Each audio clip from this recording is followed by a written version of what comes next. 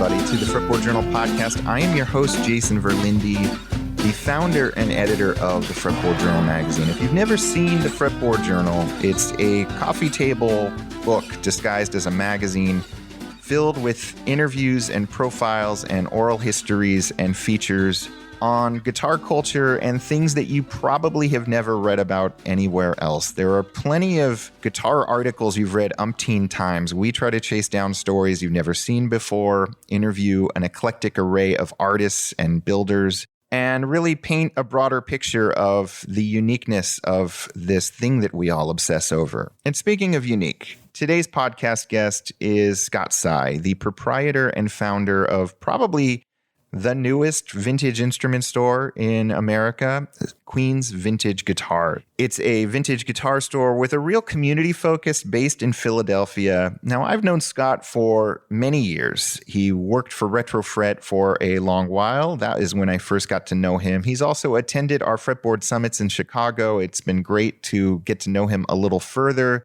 I wasn't fully expecting such a unique tale from Scott, though, when I asked him about his career trajectory and how he ended up founding Queen's Vintage. Paparazzi photographer, I was not expecting that. You're going to hear all about it.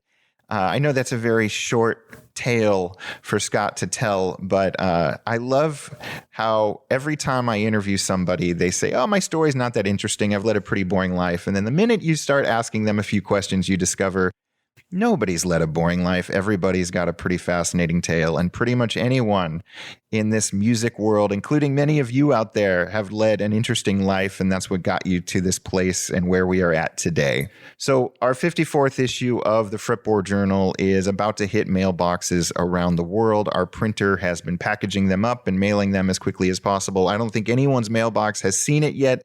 Don't yell at me just yet. But if you haven't joined us and you want to get the new 54th issue of the Fretboard Journal, just go to fretboardjournal.com, click on the subscribe button. I would love to have you join me. There is no other magazine like this. We have so much fun with it. We chase down stories we know you haven't read before. We hire a great array of contributors, writers, and photographers and creatives who just help come together and make this unique thing that comes out a few times a year and is just so beautiful to behold. It's probably the one guitar magazine you would show on your coffee table with pride. And again, you can join us. Just go to fretboardjournal.com and click on the subscribe button.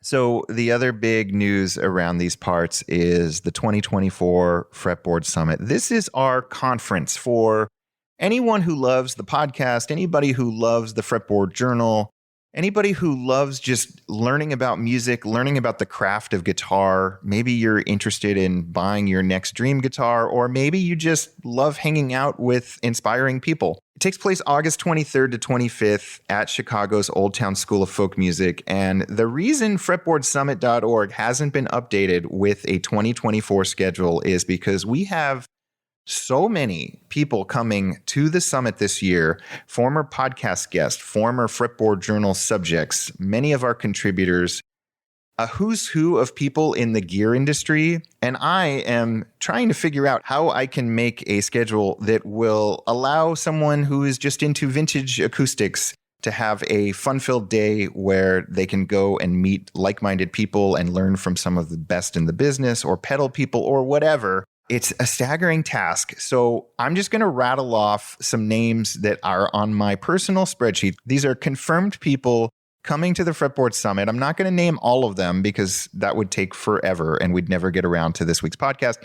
John Leventhal's teaching a workshop. Tony Policastro is teaching a workshop, coming back to the Fretboard Summit for his third time. Chris Martin IV of Martin Guitars is going to be doing a workshop and fielding questions from you all. We've got Matt Munisteri and Jonathan Stout and Joel Patterson, three of the greatest retro swing jazz guitarists around, all coming to the Fretboard Summit. Jake Eddy is back to the Fretboard Summit. We've got folks from many of our favorite brick and mortar stores, Elderly Instruments, Folkway Instruments, Emerald City Guitars, former podcast guest Sophia Wolfson, who just put out that incredible new record that I just can't stop listening to, is going to be teaching a songwriting workshop. Blake Mills and Joe Henry are coming back and performing. I'm going to be doing a live podcast with Blake Mills that all of you will hear one day, but if you want to see it live, if you want to be a part of it, if you want to maybe ask Blake a question you've always wanted to ask him, you're going to want to come to the Fretboard Summit. We've got Valerie June performing. We've got Colin Hay performing. The Fretboard Summit Science Fair is coming back, hosted by Josh Scott. Froggy Bottom guitar founder Michael Millard will be there. We've got interactive workshops where you can be a better bluegrass player, a jazz player. We've got a couple things where if you actually want to get your hands dirty, you can help build an amp or help carve a guitar top. It's just so much fun stuff. We've got some panel discussions on the future of gear collecting and vintage instruments. And we are also going to debut the world premiere of a documentary that we have been working on for over a year. It's a short film with Ben Harper. We're going to be debuting it at this year's Fretboard Summit, and it's never been on YouTube. We haven't posted it on our website yet. Everyone who wants to can see this thing at the Fretboard Summit. It's going to be a really beautiful thing. I probably have forgotten a whole bunch of names. Molly Miller is now coming. She just told me she's coming. I think she wants to start a tennis tournament like we talked about. It's an incredible array of people, and it's really going to be a magical gathering. And I got to say, as a father, as a person with a family and a life here in Seattle, Washington, it's really hard to do something selfish like get on a plane and go to a conference in a different city for a hobby that we all have. But the Fretboard Summit, I have to say, is this pretty powerful, moving thing. It's not like going to some vintage guitar show at a state fairgrounds. It's an incredible opportunity to meet some of the people you've only read about, to tell them how much you love them, to learn from them, and to just really get inspired. And if you got to do something like this that's selfish, you might as well do it in Chicago, where your family and your friends can hang out even while you nerd out on guitars. We also have, and I don't mean to downplay this at all, the most staggering collection of luthiers and brands in one place under one roof. Probably around 80, 85, 90 guitar brands and independent luthiers are showcasing their latest and greatest. You can go home with them if you want to buy a guitar. And the array of people represented, acoustic and electric, is just bonkers. Everybody from folks you've heard about like Michael Greenfield or Jason Costel, Bruce Guitars, who was on this podcast a couple times, Mike Baranick. We've also got Taylor and Bourgeois and Martin and Santa Cruz and Henriksen amps and Yamaha and all of these brands. Gallagher's going to be back, Iris Guitars, Circle Strings Guitars. There's just this incredible assembly of people who are all coming to the Fretboard Summit. If you can, I would nab a 3-day pass while you can. 3-day pass gets you into everything, including some after parties and things that only 3-day pass people get. You also get to preview the Lutherie Showcase before anybody else. If you just want to go guitar shopping and you don't want to meet Chris Martin, you don't want to do any of this other stuff, you can just get a single-day Lutherie Showcase pass. We're going to open that up later. Right now, though, our focus is on getting the greatest guitar weekend imaginable for our 3-day pass holders. And so if you want to register, fretboardsummit.org. If this were a convention for dentists, it would cost like $14,000 and nobody would bat an eye. But it's for guitarists and we wanted to keep it affordable. And that one 3-day pass gets you into everything. You can go watch Joe Henry, watch Colin Hay, watch Valerie June perform with your lanyard. You're just getting into everything. You can go in and out of the guitar showcase. You can go in and out of any of these sessions. You could take hours of workshops with that one pass and it would pay for itself probably in one day, but you get to do it all. And that is the beauty of the Fretboard Summit. If anyone has questions about what this weekend is like, I posted a first-timer's guide to the Fretboard Summit on fretboardjournal.com. I also invite you to just email me at podcast@fretboardjournal.com with any questions. If you've already signed up, thank you so much. Tell your friends. Let's sell this one out and really make it a cornerstone marquee event that everybody looks forward to year after year after year. It's going to be a great one. You will not want to miss this one. And I hear even that the cicadas will be long gone. So you don't even have to worry about bugs. You just have to get yourself to Chicago, find a place to stay for the nights, and have a blast. Again, fretboardsummit.org. That's how you register. I'm going to blaze through our podcast sponsors because I've been rambling enough. Peghead Nation, our friends at Peghead Nation are offering you all $20 off any annual subscription with the promo code Fretboard when you check out. The coolest instruction portal around. I've learned so much from Peghead Nation. Stringjoy Strings is offering you 10% off of your first order at stringjoy.com with the promo code Fretboard. They have acoustic, electric, and now mandolin strings. Check out their offerings. Stu Mack is sponsoring the show once again. Dan Erlewine, the famed guitar repair person and builder. He's built guitars for Jerry Garcia and Albert King and so many others. He is coming to the Fretboard Summit. He has signed his book, his guitar repair Bible, and it's on Stu Mack's website right now. You can get autographed copies. And then, of course, our friends at Mike and Mike's Guitar Bar, just down the street from me here in Seattle, Washington, are sponsoring the show once again. They have a full-service repair shop here in Seattle. So if anybody out there is like me and looking at a couple of guitars that need TLC, hit them up. It's an incredible team that they've assembled over there. It's not like one person with a giant wait list. It's like a whole other facility. And then right next door, connected, they have this giant guitar store on multiple levels with a ton of cool and eclectic vintage electrics and acoustics and synths and all sorts of stuff. Hit them up, follow them on Instagram. I'll include links in the show notes to all of their offerings. And thank our sponsors whenever you reach out to any of them for sponsoring the Fretboard Journal podcast. It means the world to me, and it probably means the world to them. And also, if you want to go the extra mile, be like Scott Tsai, you can be one of our Patreon patrons. If you love the podcast and just want to support what I do, maybe you want me to get more adventurous with it, whatever, you have a direct line to me through the Patreon, patreon.com/fretboard_journal. All right, I have truly rambled way too much. Here's my talk with Queen's Vintage Guitars founder, Scott Tsai. I hope you enjoy it. Well, Scott, welcome to the Fretboard Journal podcast. Yeah, thanks, man. Yeah, thanks for having me. You and I go way back, and I think, though, for most folks tuning in, they're hearing about you for the first time. They're hearing probably about your store for the first time. So why don't you give us just a brief background of where you grew up, when guitar entered your life, and we'll take it from there. Yeah, sounds good.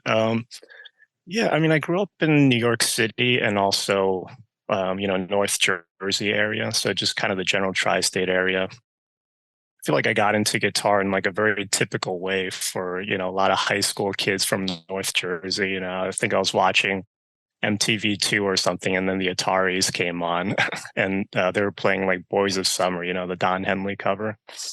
And I was like, man, that is like the coolest thing ever. So I asked my dad, I was like, is that an acoustic guitar or an electric guitar? I mean, at the time it was obviously an electric guitar, but I had no idea what the difference was. And he told me an acoustic. So, my parents ended up getting me this Yamaha starter kit from Costco. And that's pretty much how I started playing guitar. But actually before that, I actually was playing piano and violin starting when I was 4. So it was like kind of classical training, but I just did not connect with that at all. I didn't even connect the fact that like piano was even music. It just kind of felt like a bunch of technical exercises I had to do with my finger, and then sounds came out. It wasn't until I like picked up the guitar, I was like, oh wait, you can actually just play stuff. You could just play whatever. You don't have to play notes on a page.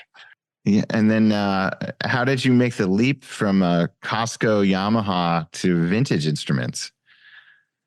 Yeah, I mean, I feel like it was a pretty gradual like process. So, with my Costco Yamaha, I was on YouTube. This is like the early days of YouTube, maybe like 2005, 2006 or something like that. And I discovered Tommy Emmanuel stuff. And then, I got super into his music. At the time, there were no tabs or no guitar tutorials for his music at all. So, I was just watching like, these 420p videos or whatever of his playing. And just kind of learned through that. And then eventually I made some of my own tutorials of his music on YouTube. And and then, at the time, I think I was playing like a Taylor or something like that. I got a Taylor, and I thought that was like the fanciest, coolest guitar brand ever. And yeah, they still are great, super well made. And yeah, I guess like in early college, I actually got to, I went to one of Tommy's concerts in Louisville, Kentucky. And for some reason, just decided like, oh, maybe I should just see if I can meet him before the show. And I literally just knocked on the door. I was like, hey, can I meet Tommy? And, he was just like the nicest guy. And we got to play like 2 or 3 songs together. Wow. Yeah, yeah. It was amazing.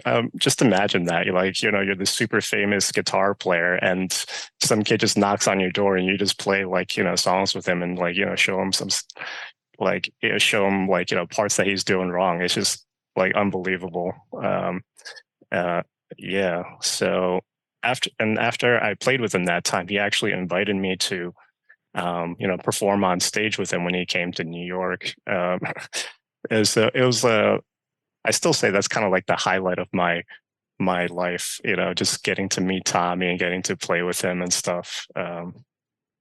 Yeah. Wow. So obviously you took the guitar and ran with it. If you're playing with Tommy Emmanuel on stage, like you're pretty good. I'm okay. I feel like I've kind of fallen out of the playing side of things. Like, after college, like I did want to become a professional guitar player for a little while, but then I was like, I'm just like not that good, and I don't really enjoy being on stage and being the center of attention, and I just don't know if that kind of life is for me. So then, yeah, like when I was right after college, I was like looking for a guitar. I did this summer internship at a bank, and had like a few $1,000s burning a hole in my pocket. I was like, all right, let's go out and buy a guitar. And so yeah, I think I went to Rivington in Manhattan, and they had this like Kalamazoo Oriole, and I just thought it was like the best guitar like I'd ever played. I think that was like one of the first vintage guitars I'd ever played, and no new guitar sounds like that. And he was so I was like trying to buy it, and he's like, yeah, technically that's on hold for this guy, but if you just give me the money, you can have it. So then I was basically like, I was like, okay, let me play this guitar one more time and think about it. And then during that time, the guy actually walked in, and then he ended up buying the guitar. And yeah, and then I was just so sad. But I was just still very determined to buy a guitar. So I ended up at Retrofret, where I bought this 1951 Gibson LG1. So that's kind of that's like a long route of like, how I got to vintage guitars and stuff. Yeah. I mean, obviously you didn't go to college to become a vintage guitar dealer. You said the bank internship. What were you studying for? Yeah, I feel like my education, just like my jobs, have just been all over the place. I mean, I was studying psychology pre-med. Okay. So my dad's a dentist. So I was like, oh, this just kind of makes sense. It seems like a decent job. And I just never really considered it. But then once I got into college, I actually got into photography. Actually, the way I got into photography is also kind of strange. I did a Kickstarter campaign on for my YouTube channel to raise money for a camera, and yeah, got a camera that way. I was like, once I had a camera, I was like, it kind of makes sense to take pictures with it. So yeah, after that, I was like, I actually did photography professionally for like maybe 7 years after I graduated. Okay. Yeah. All kinds, weddings, corporate, editorial. What were you doing? I was just doing the most random stuff. I mean, I graduated in 2011, and I was just like, I was shooting these June bug events. So basically, it's like these bar parties on like a Wednesday night. There's like maybe 5 people in there, and they would just pay photographers like $30-$40 to go shoot these bars, these like half empty bars, and kind of make it look fun. I was doing that. I was working as a paparazzi for a little bit, just like in the streets of New York, hunting down celebrities. I was shooting Did you get, weddings. how I were was you? shooting Wait, you can't events. just gloss over the paparazzi chapter of your life. Did you get any photographs on TMZ or in the Inquirer and Us Weekly or wherever those go? Probably so basically how it works is like, yeah, I mean, I didn't really expect the interview to go this way, but hopefully it's interesting for the listeners.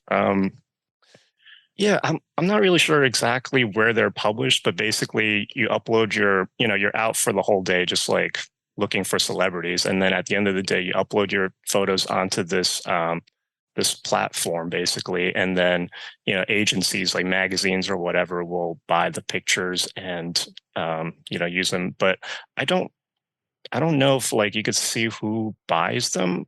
But okay, I wasn't doing this for very long. It was only like a couple of months or something like that. But yeah, I mean, it's kind of fun. Who, who's that lady in Sleepless in Seattle? Meg Ryan? Oh, Meg Ryan. Yeah, yes. So it's kind of an interesting story about Meg Ryan. I was this is like kind of my initiation into like being a paparazzi. Like I was just riding around in the back of this car, and usually there's like a guy in the front that's a spotter, like because he knows all the celebrities and how they dress and stuff, so you can like, because usually celebrities, they don't want to be spotted, so they're wearing like a black cap and sunglasses. So he's like, hey, that's Meg Ryan that just went into that bookstore, so just go in there and get a picture of her. So yeah, I just kind of went into this bookstore, and I was very naive at the time. I was like, I actually went up to her and asked her like, hey, can I maybe get a photo of you or something? And then she just gave me the most disgusted look and just walked right past me and did not say anything. Um, so I guess that was my experience with Meg Ryan. This is what I love about guitar people. A lot of guitar people are like, I'm nothing really, I'm not that interesting. And then you find out that they were a paparazzi photographer for 2 months, or that they worked in some remote village or something. It's always amazing. Yeah, I don't know. I feel like it's super random. I don't really think about that stuff so much, but it's like all that stuff somehow leads to what I'm doing. So Yeah. I don't know. I mean, I just like to approach life thinking like, I just want to try everything. Being a paparazzi seems kind of fun. Like, why not? Yeah. I mean, did it pay the bills for the 2 months you were doing it, or pay any bills? No, not really. I think I made like maybe $50 from doing that. It is extremely competitive. People like paparazzi are just like camping. You'll get like a tip that like, oh, Kanye West is coming out of this recording studio. So then there'll be like a group of 5 or 6 paparazzi camping out there. And, you have to compete with them. And I was honestly just not a very good photographer at the time. So yeah. I think I sold like maybe one picture, and it made like, $50 or something like that. But I think that was around the time I started working part-time at Retrofret. So I was like, juggling the two. Yeah. And Retrofret, I'm trying to think of the timeline here. What year are we talking about? So this is like just after college. So probably like 2012, 2013 or so. Okay. So they had that store that was really tucked away. Like you had to want to get to Retrofret to get to that vintage instrument store. Was that a hangout spot for you? Did you just kind of know them because you bought that first Gibson from them, or like how did that all go down? I guess it was kind of a hangout spot for me, but honestly, I feel like the staff there really did not like me at first, because I was just a real, guitar weenie, and all the knowledge I had was just from like Acoustic Guitar Forum or UMGF or whatever. Sure. And I feel like I was kind of like maybe overconfident in my knowledge and just like my playing abilities or whatever. And obviously, like I didn't know crap about guitars at the time. So I kind of went in. I don't know. Maybe I wasn't, but that's just kind of like how I see myself now. Yeah. But yeah, I think I bought that LG1, and then I was I started just like going there more often, talking to Peter and George who work there. And basically I eventually sent Steve, the owner, this email saying like, hey, like, can I work here? I'll literally do anything you want. I'll scrub the toilets, whatever. And I'm sure Steve still has his email tucked away somewhere. Yeah, and basically he was like, oh, yeah, sure. I guess you could be the social media guy because everyone there is kind of older, and they just assume since I'm like 23, I know how to use social media. Yeah. But I think at the time I didn't even have an Instagram myself. And Yeah.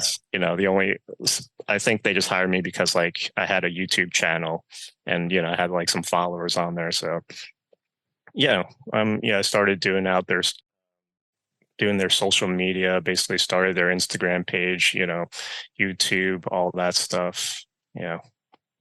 And I imagine by default you're getting hands-on time with hundreds or thousands of really cool instruments. hmm Yeah, I mean, I think working at a vintage guitar shop just really accelerates your knowledge, because even if you're really enthusiastic about guitars and you do research online, that's still very different than actually playing the real thing. And, even if you go to a lot of guitar shops, you only get to play a portion of the inventory.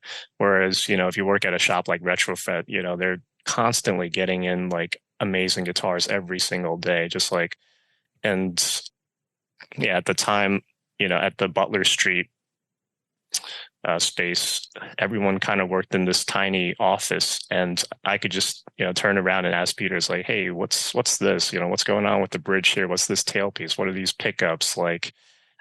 Just ask him any questions, and he was always super nice and just took time out of his day to like really explain everything to me. So I can't I'm super grateful to Retrofret for giving me that opportunity. Like, I literally had no working experience whatsoever, but Yeah.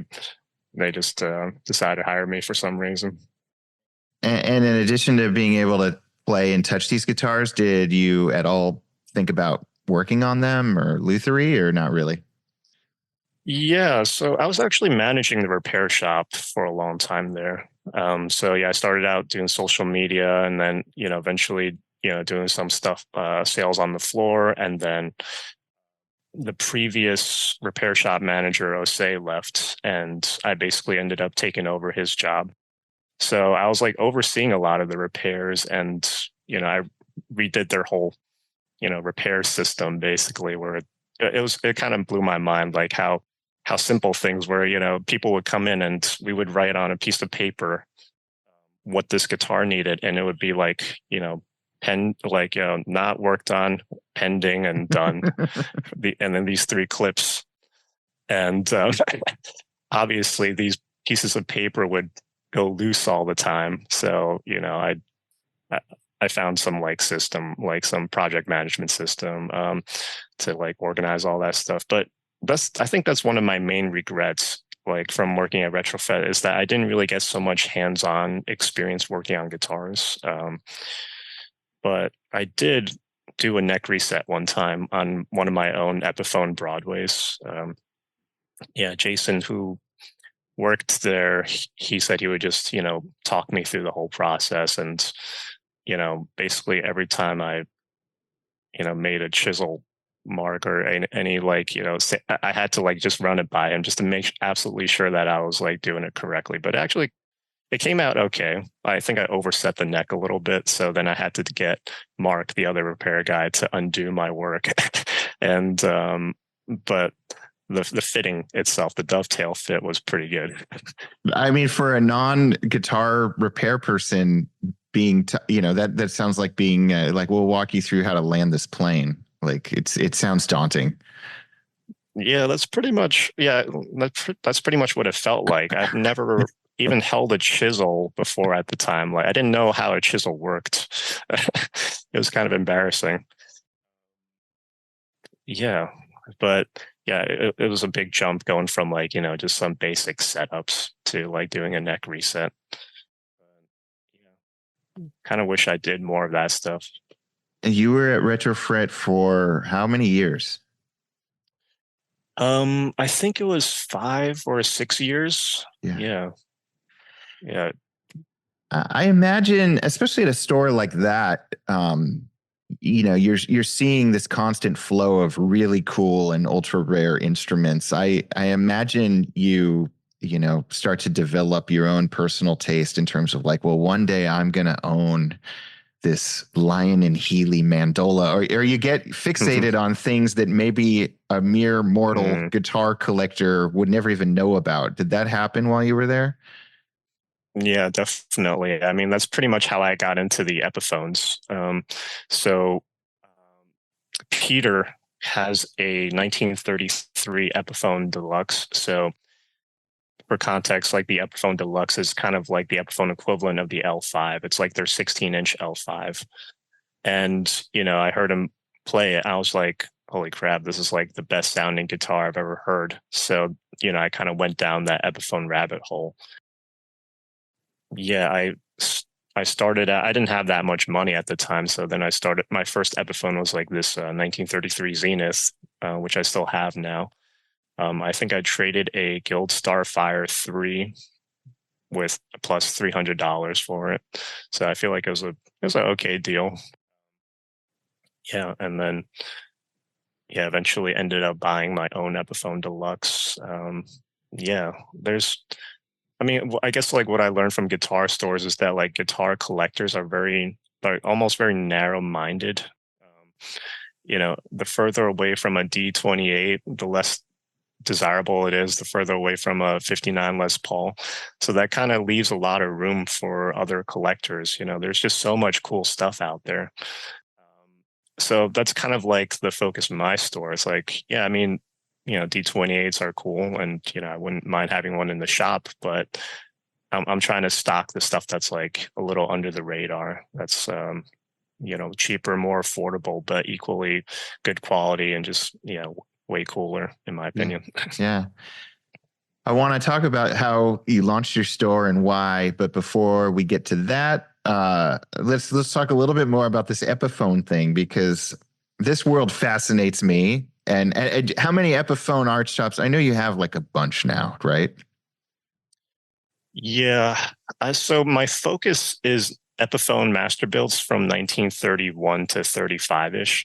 So that's basically the time when they were being made in Long Island City. So before that, it was the Epiphone recordings. That was like Epiphone's own design. And then, in 31, 32, where they decided, what, screw this. Sales were not doing so well. Let's just copy Gibson's L5. Mm-hmm. And, they came out with the whole master built line, which is also kind of a play on like master model. Gibson had their master model, so they came out with the master built. So yeah, they came out with the Deluxe, Broadway, Triumph, Zenith, whatever. There's like 7 guitars. To me, those are just like the pinnacle of archtops. I mean, L5 is great, but I think an Epiphone is like just as good, if not better. Well, obviously I'm biased. I love Epiphone guitars. But yeah, I just think they're so undervalued, and people don't really seem to make a distinction between the pre-1935 ones made in Long Island City versus the ones that were made in 14th Street starting 1935-ish. And every single one I pick up, they just have a very consistent voice to them. They're all very fundamental sounding. They have amazing projection, not a whole lot of overtones, harmonics, which is, I think, kind of a Gibson thing. It's just a straight arch top to play in a band with, to really cut through the mix. So I think right now I probably have like 20 something master builds alone. And I don't think there's anyone else on earth that has more than me. If you do, let me know. But yeah, I have like 3 deluxes. I think there's maybe 26, like 3 16-inch deluxes. I think there's like 26 of them known to exist. I have 3 of them. Cornering the market here. I guess I think everyone just kind of knows me as the Epiphone guy. So I feel like there's almost this gravity around me where they just keep coming to me. And a lot of times I'm just like, I think I have enough, but then like, people offer me stuff. I'm like, all right, I guess I'll take that. Yeah. So for reference, I mean, I not taking a Lloyd Loar signed one into account because I know that's a whole nother ballpark, but like a 16-inch dot neck L5 is $25,000-$30,000 these days. Is that right? Am I right? Yeah, I'll probably go for a little bit more now. Okay. But yeah, that general ballpark, yeah. What would the Epiphone equivalent of like a deluxe, like what would that sell for? It's kind of hard to say because just not a lot of them come up for sale, and a lot of them have been refinished or there's replaced parts. But now I would say they're around like the $10,000 to $15,000 range, so about half of the the dot neck L5s. Yeah. And when I admire, and the Fretboard Journal often features these beautiful arch chops from, I mean, we just did an L5 feature, but D'Angelico, all these, these early arch tops are just some of the most beautiful sculptural instruments known to mankind. When I look at them, though, I kind of assume maybe that a 16-inch Epiphone of one model probably sounds a lot like a 16-inch Epiphone that's got more bling on it. Is that the case, or do these variations in this very condensed time frame, early 30s, do these guitars sound dramatically different, even though they're kind of the same shape? Yeah, I mean, I can't. That's a great question. I can't tell if you're asking that because you already know the answer. I don't know the answer. But, no, I don't. I don't know if the amount of plastic and inlay and all that crazy stuff that the jazz guys wanted actually imparts something on the tone, or if they were carved differently or anything. Yeah, I think the Epiphones in particular sound really different. So they only had two 16-inch models. So there's the Deluxe and the Broadway. Technically, there's 16 and 3/8 because they were getting into this size war with Gibson. Gibson had the 16-inch, so everything Epiphone was like a 3/8 of an inch bigger. Okay. But yeah, so there was the two models, the Deluxe and the Broadway. The Deluxe has maple back and sides, which is pretty standard, but the Broadway actually has walnut back and sides. And that sounds totally different from your traditional maple back and side arch top. It just, to me, it sounds like just a lot more projection. There's more slightly more overtones, and the notes just kind of like shoot out of it. And yeah, like Epiphone is one of those companies. I'm sorry, I'm looking up because all my Epiphones are actually above me right here. Yeah, you can see them, right? Yeah. Yeah, so Epiphone actually used walnut on a lot of their guitars. So that's just kind of become one of my favorite tone woods. And it's, grown here in America, in the US, and it sounds great. Yeah. And at Broadway, you said how limited the supplies were of Deluxes. Broadways are more plentiful, right? You would think, but not really. So the Deluxe was $275, and I think the Broadway was like $150. So it was a pretty big price jump. But yeah, I mean, if you're talking about pre-1935 archtops, Epiphone archtops in general, there just are not a lot of them around. So, the first Broadway I actually found on Craigslist in Pittsburgh. It's kind of a random thing. So this guy just, put it up on Craigslist, and it'd been sitting there for like 2 weeks or something. And I thought like, oh, it must have sold. I think it was like $1,200 at the time. And yeah, I sent the guy an email. He's like, oh yeah, I still have it. It's just sitting in the corner of my office here. So I think I got off work at Retrofret, took a 7-hour bus ride to Pittsburgh, picked it up, and then came right back. Oh, wow. And that guitar ended up selling to my friend Jacob Matthias, who still works at Retrofret. And he played it, and he just like fell in love with it. And That was my only Broadway, and like they rarely ever come up for sale. Maybe like I'll see one a year, every other year, or something like that. Okay. So ever since I sold that, I've been trying to replace it, and it took me. I mean, I think I have like two or three now, but I don't think they're as good as the one I sold him. But yeah, they're very rare. They're very hard to find. All the models really. And because there are a fair number of Epiphone archtops floating around, I guess they're the 1935 plus ones, I guess. Yeah. Just for as someone who's not super well versed on this coveted early period, do you have to look for the label and see the address? Is that the easy way? Yeah, I guess the easiest way is just to, look at the general features. So the early ones have the segmented F holes, whereas starting in 1935, they have just the regular F holes. And also inside the guitar, there's like a silver label. It says, Epiphone art musical instruments or something like that. So that's a label that they only used, during that period. I think about 32 to 34-ish, they had that label. So if you see one of those, it's definitely an early master build. And you have this Epiphone fixation. Does it also then bleed over into, do you start collecting Strombergs and do you desire a D'Angelico? Do you go beyond, or is it just like, this is my wheelhouse? I feel like, those guitars are great, and I got to play a lot of them at Retrofret, but I never really felt like they were that much better than Epiphones. I just prefer the sound of the Epiphones. It doesn't even matter what the price is. And also just like, Strombergs, if you're looking at a Master 400 or something, that's like, $40,000, $50,000. D'Angelicos are at least like, $10,000, $20,000, $30,000. So they were just multiple the price of any Epiphone, even the most high-end, deluxe. So, yeah, Epiphones just kind of became my thing. I just kind of stuck with it, and yeah, makes sense.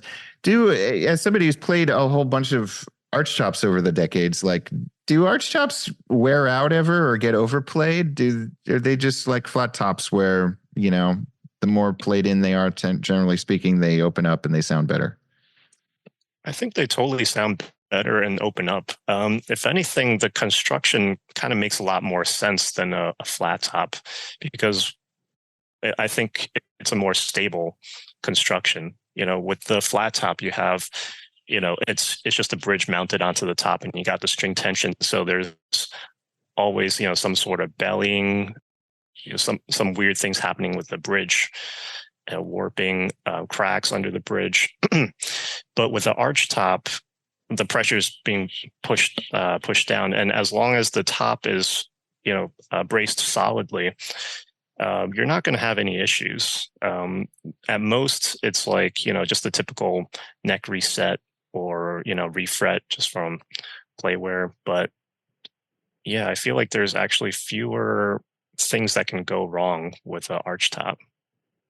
Yeah, and that's also another reason why I like Epiphones, because like these early Epiphones, they were all carved. All the braces were carved rather than curved. So Gibson started curving their braces around 32 or so, even on their L5s, and the whole curving thing, right? Explain it though. Oh, okay. Yeah, sorry. So basically, there are these tone bars, the supports braces inside the guitar, and usually you would have to carve them carefully to fit them to the curvature of the inside of the guitar, and that's like a very time-consuming, labor-intensive process. And what Gibson did to get around that is cut little slits into the brace so that they bend and fit against the top more easily. I think most guitarists have looked in the sound hole of their flat top and have seen that, but it's actually going on with the braces on these. Yeah, exactly. So yeah, you see like the curved lining on the acoustic guitars. That's kind of what they were doing with the braces. Obviously not as many curves, but the same concept. So yeah, Gibson started doing that with their arch tops, with their like all their arch tops in, you know, 32 or so, and that's part of why the early dot neck ones are so valuable because they don't have the curved bracing. And so the kerfing, it speeds up the construction, lowers the cost of manufacturing, but it makes the top less stable. So a problem you see with a lot of arch top guitars from that era is that they start to sink. And you could tell it's sinking by looking at the edges of the F holes.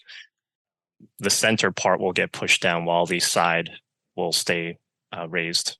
Yeah. And on all the master builds I've had, I've never seen a collapsed top. So, and they did that for all their models, all the way down to the Olympic, which has kind of gone crazy in price. Yeah. But yeah, like even the $35 Olympic that came out in, 32 or something that had carved braces. And yeah, it's the solid guitar all around. Incredible. Hey, you're working at Retrofret. You're taking the train to Pittsburgh to buy the occasional guitar for yourself. Like, at what point do you decide to just start your own store? Yeah, so even while I was working at Retrofret, I was buying and selling guitars on the side. I'd buy stuff, sell them on consignment through the shop, or just sell them through Reverb or something. And, I've been doing that for probably 10 years or so. And yeah, I guess just before the pandemic, I did like another career shift into tech. So I was working at like a corporate tech job for like, 4 years or something while still doing this on the side. And I just absolutely hated it. And yeah, during that time, since it was the pandemic, I could just work remotely. So I decided to come down to Philly. And yeah, while I was here, I ended up quitting my job. I was like, I'll just give this a shot full time because cost of living in Philly is much lower than New York. I don't have to pay, I don't know, $10,000 in rent just to, have a shop. Yeah.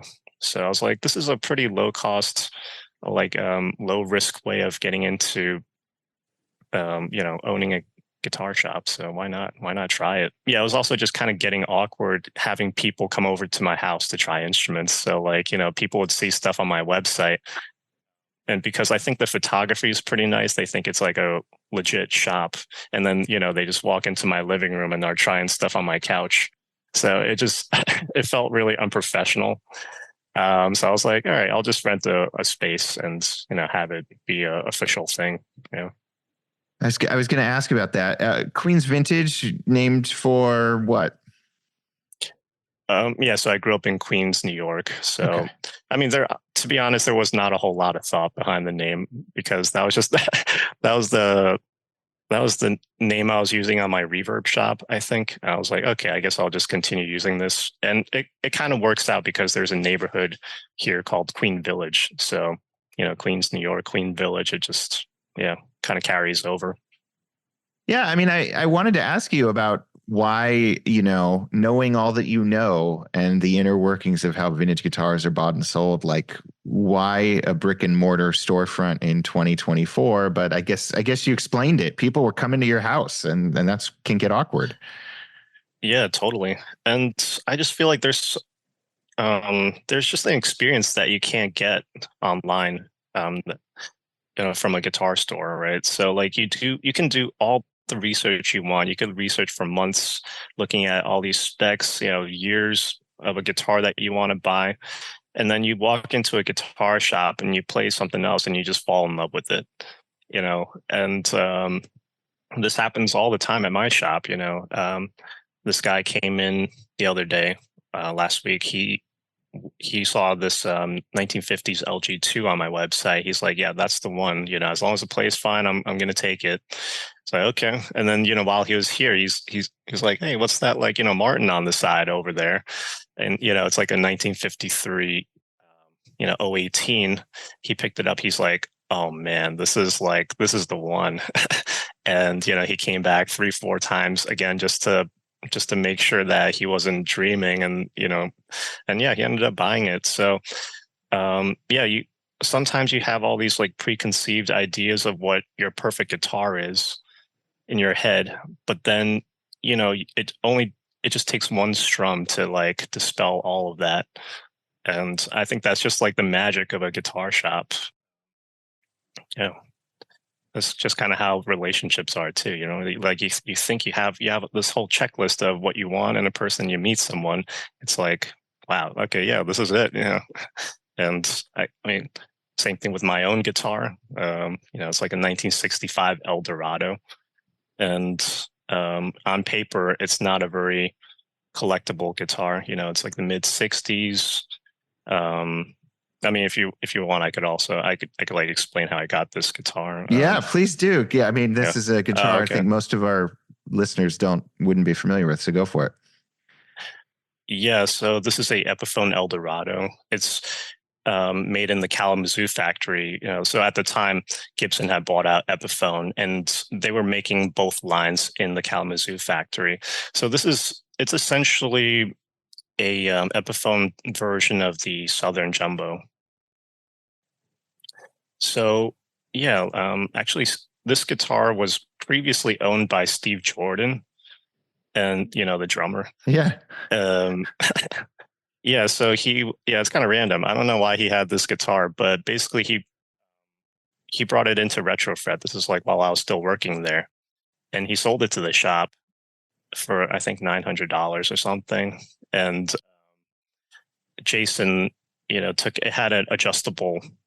It's the mid 60s, so they had the adjustable saddle, ceramic saddle. They took that out, put in a bone saddle. The bridge plate was drilled in was placed in the totally wrong place. Like, the holes were going through half of the bridge plate. And yeah, so they replaced that. And yeah, it sounded amazing. And the first day they put it out on the floor, I was like, I'm gonna buy that, end of today. And so the tallest man on earth, Yeah. the Swedish singer, yeah. So he came into the shop one that day. He was looking for a new acoustic guitar, and he was like, the acoustic room, just like going back and forth between this Eldorado and this Harmony that I had put on consignment at the shop. And I was just praying that, he would not buy the Eldorado. So yeah, I mean, he ended up buying my Harmony, and then I used that money towards the Eldorado. And I think it worked out because like he actually played that guitar on a live KEXP performance, so you could see like a video of it online. Yeah. And what was it about the Eldorado that like, I mean, aside from being in the Epiphone family, it's a great guitar? Mm-hmm. It's just a great guitar. Honestly, it has nothing to do with it being an Epiphone. Well, we were talking about how you have like an idea of what your perfect guitar is. I was thinking like, I'm not really a dreadnought kind of guy because I mainly play fingerstyle.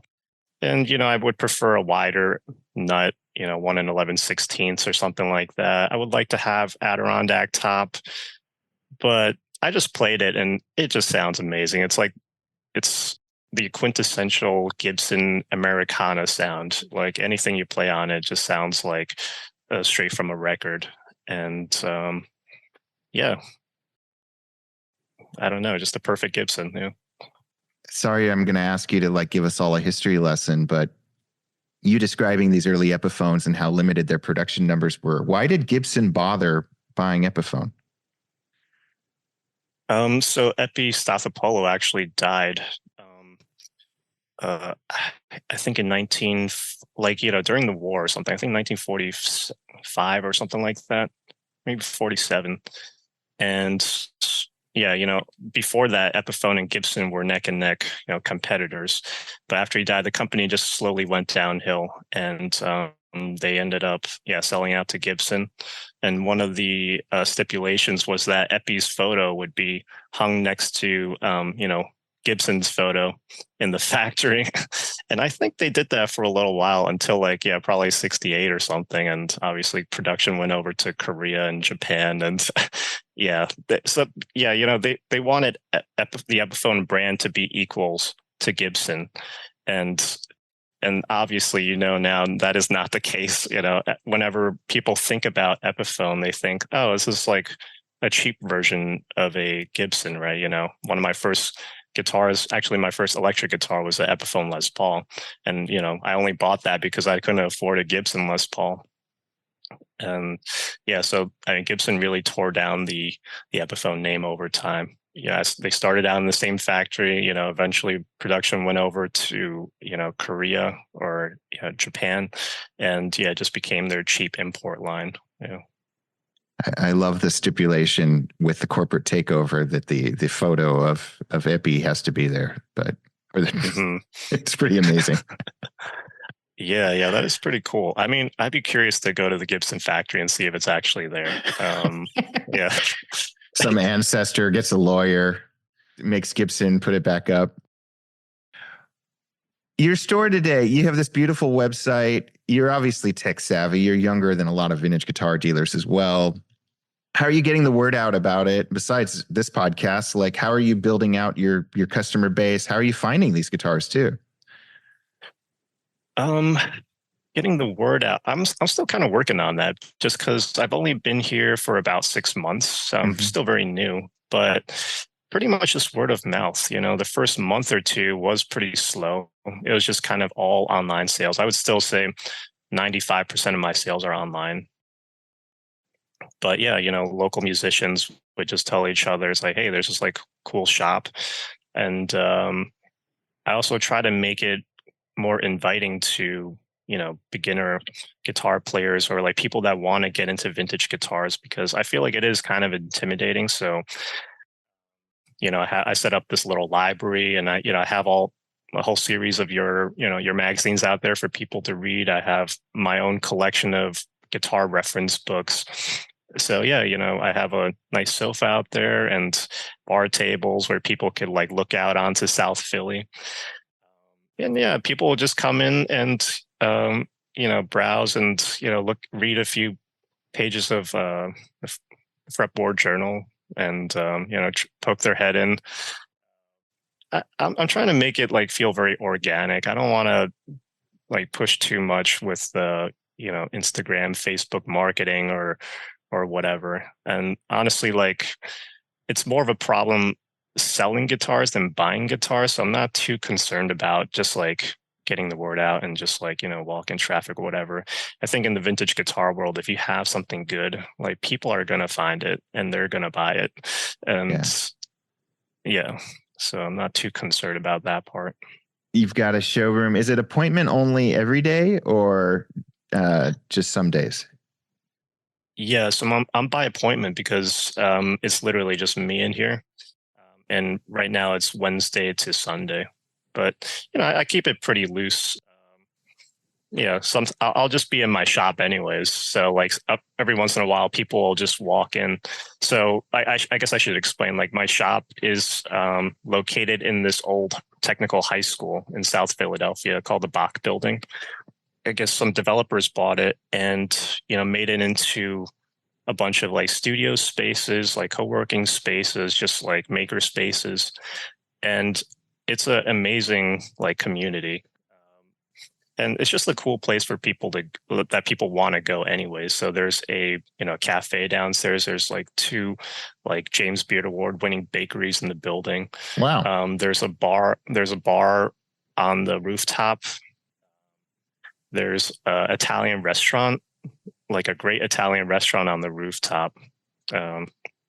Yeah, so the building just gets a lot of, traffic in general. So yeah, people will just walk in. That's pretty cool. Sorry, I kind of forgot your question. No, it sounds like an amazing destination. Like I want to come see it.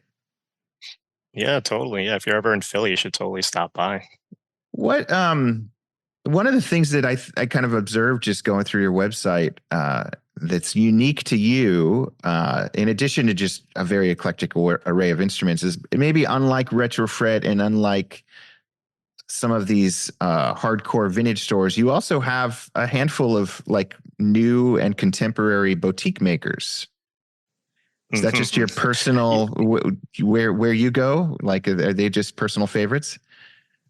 Not really. So I feel like that's I'm glad you brought that up actually, because that was kind of a surprise to me as well, because Philadelphia is such a great music city. There's so many bands here, so many musicians, but there's basically no vintage shops. There's just vintage instruments, Fred Oster on Broad Street. But besides that, it's just like, random shops that sell like, $100 guitars or whatever. I was like, this is not right. So that's part of why I wanted to open the shop also. Yeah. So, I'm sorry, what was your question The again? boutique side. Oh, yes. Yeah. Sorry. Yeah, the boutique side. So even before I opened the physical shop, I realized that there were a ton of luthiers in the Pennsylvania area. And, these are like kind of quirky instruments. And like, obviously, Fred Oster is not going to take this stuff in. There really isn't like a high-end, luthier built shop where they could display their stuff. So as soon as I opened, I got tons of, messages from like local luthiers to see if they could like, show their stuff in my shop. So it just happened very organically. So the guy that owns the space below me, so there's like a custom bass maker. His name's Ryan Hyde Guitars. Okay. So he makes custom basses. He made that one for me over there, that kind of green one. This is not a video podcast, but it's a cool looking guitar. Yeah, and it's kind of like a hybrid between a Ken Parker and a Rickenbacker. That's kind of how I think of it. So, and aside is also, we're also working on a line of custom basses for the shop. So so look out for that. We're designing this short scale bass, and then that's like a longer scale bass that's like a prototype for one of the models we're making. So Ryan's actually an amazing bass maker, but he does like super high end custom stuff that goes for like $70,000. And he wanted to come out with a line of instruments that was like just back to basics, just the essentials that he could manufacture more efficiently and more cheaply. So we worked together on some designs, and he's going to be making them for me for the shop. Have the contemporary boutique guitars been moving? We've been able to sell them? Yeah, I mean, one of his spaces I put up for sale and is sold like in, I think, 2 days or something like that. And I'm not as knowledgeable about that world, but there definitely is a market for them. Yeah. Mm-hmm. And there's another guy, James Sterner. You can see all the way at the end over there.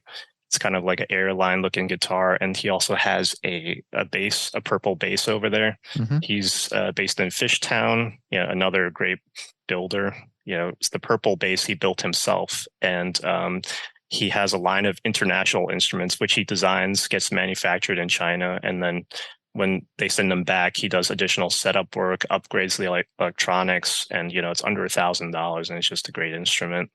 And I sold one of those like pretty much as soon as it came in. There's Tom Grant, who's also like a custom guitar maker, acoustic guitar maker. Michael Camilleri in New York, another great builder. He actually built a guitar for Leo Kottke, and it's kind of an interesting story too. So he built 2 guitars for him, one with mahogany back and sides and one with koa, to let him decide which one he wanted. He ended up going with the mahogany because it kind of works better live. It's less overtones, so less feedback prone. Yeah. So I have the koa one for sale here. And it still has like, a piece of tape that Leo Kottke used or whatever. We just kind of left that on there for fun. That's pretty cool. So it's been kind of like a surprise, like a pleasant surprise working with all these local luthiers. There's this whole community of builders here that I didn't even know existed. Yeah. Well, and again, another perk of a brick and mortar is you can actually go try this stuff out before you buy it or before you place a commission with them, which is pretty darn cool. Do you feel like, you've put in all this effort, got the fretboard journals out, you've got kind of this lounge setting, you're trying to create this reference library that you're sharing. Are you feeling like the people who come through your door, you're getting younger people and people who are just kind of curious, or is it more the tried and true, like boomer generation, what we think of as guitar collectors? Hmm. That's a good question. I mean, I honestly both. We'll have the boomers come in and they'll gravitate to the Gibson jumbos and the Martins, but then I also get like a good number of younger people coming in, and they're into like the quirkier stuff, like the Japanese guitars. That's like another thing I want to get into, is like the vintage Japanese stuff. But yeah, there's like a good balance of both, which is really nice. The younger people, they obviously don't have as much money, so they're looking for stuff that's like probably in the under sub $2,000 range, and that's like perfect for the Japanese guitars. Yeah. Yeah. So, but it is very interesting to see the trends, what people gravitate towards. And there are younger people that are also really into the hardcore vintage stuff. But I noticed that the boomers they tend to prefer the pristine closet queen under the bed type guitar, whereas the younger kids, I don't know why I'm calling them kids, but yeah, the younger generation prefers like the stuff that's super beat up, has a ton of wear. This is actually sitting right next to me is like a perfect example. I have this like 61 Les Paul SG Yeah. Special Junior. Oh, that's so cool. Yeah, and you could see here. So like for the people that can't see this, there's like two huge points of wear going all the way down to the wood. So one above the bridge here, where they rest their palm to palm mute, I'm assuming, and then along the treble, along the volume knob, just to do like volume swells or something. Yeah, ruts. Young people love this. Yeah. I mean, young people love this kind of stuff, and this one's in super clean condition. I mean, like clean structural condition, because like these early juniors, well, Gibsons in general, Gibson SGs in general, they tend to have like a lot of damage. They're kind of fragile guitars. They always have a headstock break or a heel break, or these early ones, the jack input was very close to the edge of the guitar, so they always got pulled out. So this one has none of that. It just has all the coolest wear, and yeah, so like younger people are super into that kind of stuff. Do you have any idea who was the culprit behind making those ruts in that guitar? Was it like a punk band or anything, or you have no idea? Yeah, I have no idea, honestly. I mean, I would love to know, but yeah. I kind of wish every guitar just came with like it's like a library card or something, Totally. Previous owners. But yeah, the young people are really super into the Japanese stuff. So I was actually in Tokyo a couple of months ago, and obviously I had to visit all the vintage guitar stores over there. I don't know if you've been to Tokyo before, but all the guitar shops are lined up on one street. I'm going this summer for the first time, so I'll hit you up for tips. Oh man, I mean, I'm not quite a insider yet. I'm just a Tokyo tourist also. But yeah, I mean, I realized that Japanese people there do not give a crap about Japanese guitars, and they're priced really low. Yeah, vintage Japanese stuff. And so there's actually a Fender flagship store in Tokyo, and I got to talking to one of the employees there. So he actually he's like an American. He grew up in LA, but then he lived in Japan for like, 7 or 8 years or something. And so I was asking him like, what are some of his observations that he's made working there? And he said like all the Japanese people, so there's like different sections. There's like a made in USA section and then a made in Japan section. And the Japanese customers will go straight to the made in USA stuff. And then the American customers will go straight to the Japanese stuff. So yeah, I mean, the Japanese guitars in Japan are just kind of used guitars. So, while I was there, I bought a couple. I bought like some used Yamaha guitars for pretty cheap, and got them fixed up, set up, fret work, and sold them here, and people love it. It's funny because I'll post a $10,000 like Martin or Gibson or something, but then I post like a Yamaha SG800 that's like $1,000 or $800, and that gets by far the most likes on Instagram out of anything, and like all the engagement. Yeah, we're also jaded. We've all seen a D18 before. It's like the other stuff pops. Mm-hmm. Yeah, I mean, yeah, it is really interesting. I mean, like Yamaha SGs are cool. I just didn't quite expect it to have that sort of reaction. Yeah, but yeah, we are kind of jaded. Yeah, sometimes you get tired of looking at just the typical vintage guitars. The Gibsons and the Martins. So yeah, I'm also trying to get into like the weirder, more obscure stuff myself. Yeah. Scott, I mean, I'm so impressed. I can't wait to come to Philly and see the store. It's obviously doing all right. Going well. Yeah, it's going honestly better than I expected. So yeah, I can't really complain. It's going great. I love it. Yeah. Am I going to see you at another Fretboard Summit? Yep. Yeah, I'll be there. I mean, the second you announced it, I bought tickets. So yeah, I'll be there. I still have to book the flight and everything, but yeah. I didn't even know you were at the last one, and I didn't even know the Tommy Emmanuel connection, but now it seems like an even more beautiful weekend. The last one. Yeah, totally. Yeah. Look, I'm really looking forward to it. I mean, it's just the coolest event. And I'm also trying to, I managed to convince my girlfriend to come along. Okay. At first, I mentioned like, oh, it's a guitar conference. And she's like, no, she was kind of comparing it to, a health tech conference. And I was like, no, this is, they are not the same. It'll be a lot of fun, even for, non-guitar people. So I love it. Yeah, I convinced her to come along for a day. So yeah, really looking forward to it. I love it. Well, the website is just queensvintageguitars.com, and I'll include a link in the notes, and I'll include a link to your Instagram as well. And I love what I saw. I mean, you've got a cool array of, like you were talking about, it's a cool array of eclectic instruments and some stuff that you just don't often see. I love it. Yeah, totally. And I also have all my Epiphones on display here. So I kind of wanted to make it into like a Epiphone museum also. So people can just come in and play all these, amazing archtops. Like, yeah. And try to wave money in front of you to convince you to sell all the not for sale guitars. Yeah, that's basically how it is. It's just like, none of those guitars are tagged, but it's like, if you're interested, we could talk. Yeah. I see some space on the top of your website for one more tab, and all I ask for is a gallery of your paparazzi photos. Just put that in there at the end. I'll definitely have that for you. Get my photo of Meg Ryan in there. Yeah, I'll sell some guitars. Thanks so much, Scott. All right, yeah, thank you. It was great talking. All right, that was my conversation with Scott Tsai, and if you've made it this far, I have a special treat for you.